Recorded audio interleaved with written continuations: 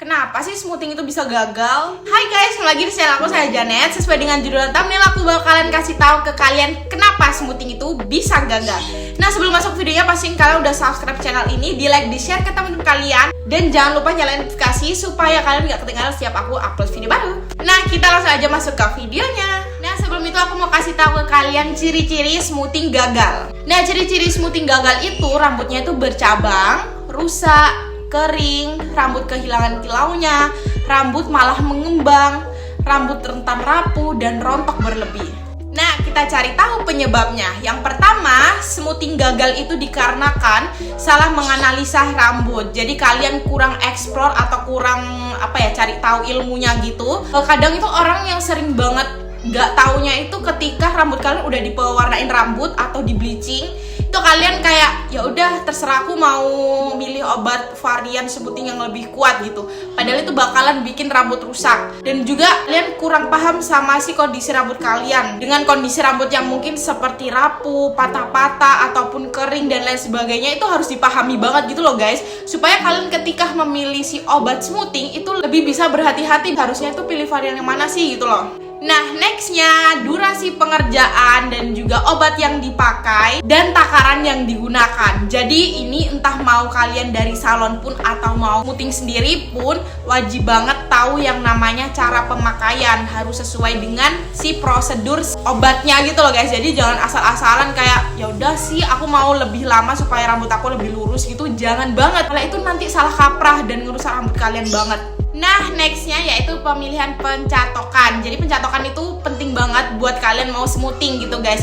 Jadi pilih catokan yang tidak bagus nggak apa-apa, tidak mahal nggak apa-apa. Yang penting itu catoknya itu mampu banget untuk membuat rambut kita mateng. Ya udah, catoknya bener-bener panas gitu loh guys. Dan pengerjaan pencatokan itu penting banget. Jadi kalau misalnya kalian mau catok itu jangan terlalu tebal. Kayak misal kalian ambil segini terus kalian catok gitu, ya nggak akan mateng gitu. Jadi ambil rambut super duper tipis banget nih ya.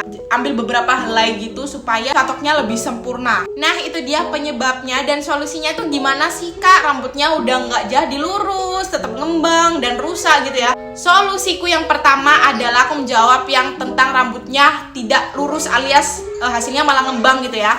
Aku saranin kalian smoothing ulang, tapi ingat smoothing ulangnya itu bisa 1 bulan, 2 bulan, dan paling amannya itu 3 bulan baru kalian bisa smoothing lagi. Karena kenapa? Kalau misalnya kalian jaraknya tuh terlalu cepat, itu malah bikin rambut kalian stres dan malah ngamuk, malah bikin rusak gitu ya. Jadi kasih jeda beberapa bulan supaya rambut kalian tuh bisa lebih bernafas dulu, bisa menyesuaikan dulu. Dan sembari menunggu itu kalian juga jangan lupa untuk ngerawatin si rambut kalian. Terus kak, kalau misalnya gagal banget nih, rambut aku rusak parah, yang kayak ngekrus terus rusak, patah-patah dan lain sebagainya, gimana sih kak cara mengatasinya gitu ya? Nah, cara mengatasinya adalah dirawat sampai sembuh total. Jadi yang namanya smoothing itu udah lupakan dulu sampai rambut kalian tuh bener-bener sembuh. Nah, setelah sembuh baru deh kalian baru cobain smoothing lagi. Nah, kalau udah dan misal kalian nih smoothingnya udah oke banget, udah sesuai ekspektasi banget, aku punya tips buat kalian supaya smoothingnya tahan lama.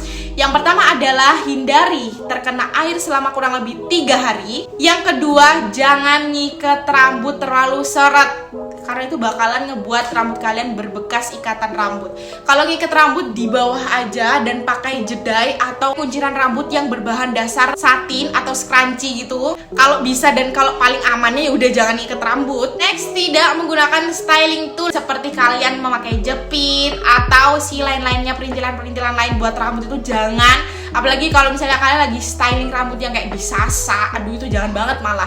Terus dicato. Next, yang terakhir adalah yang paling penting adalah menggunakan si perawatan rambut setelah udah 3 hari itu ya guys ya. Langsung aja kalian menggunakan si perawatan rambut seperti ini tahapannya ya udah seperti kalian sampoan. Setelah sampoan kalian mau conditioner atau mau cream bath atau mau hair mask. Jadi kalian bisa pilih ketiga itu mau yang mana. Setelah itu kalian bisa menggunakan si hair tonic kalau misalnya rambut kalian memang rontok. Setelah hair tonic menggunakan si vitamin rambut. Atau kalau misalnya kalian bingung, langsung aja kalian klik link di description box. Kan di situ aku akan tunjukkan gimana cara lebih detailnya gitu menggunakan si perawatan rambut setelah smoothing. Dan yang paling penting adalah hindari yang namanya hair dryer dengan suhu yang panas. Kalau bisa Dan kalau memang punya hair dryer yang kayak, ngerti nggak sih, anginnya yang dingin, ya udah pakai yang dingin. Atau kalian nggak punya sama sekali hair dryer yang suhunya dingin, kalian bisa pakai ya udah angin-angin pakai kipas gitu.